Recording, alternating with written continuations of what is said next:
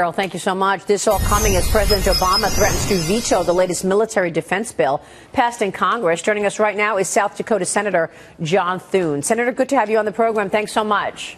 Good morning, Maria. Can you take us behind the dealings in terms of this defense bill? I mean, I think it's pretty clear to most Americans that things have gotten more frightening and more dangerous around the world, and we need a stronger military, not a smaller one.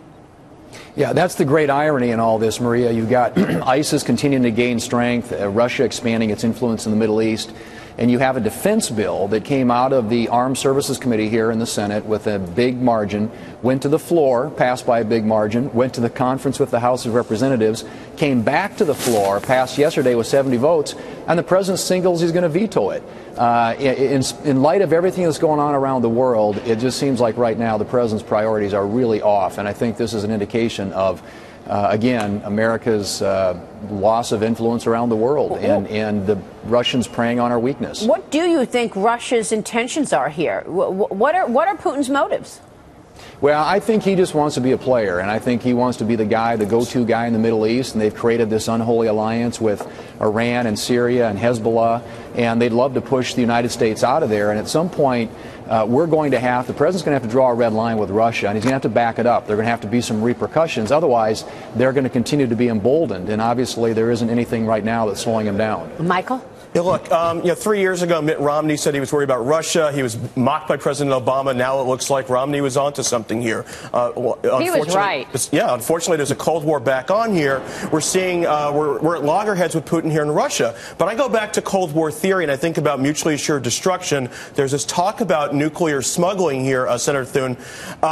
What do you think Putin is thinking about this nuclear terrorism issue? Is this something where perhaps in the back channels or perhaps there's something imminent where they are going to work more closely with us in terms of thwarting this part of the situation?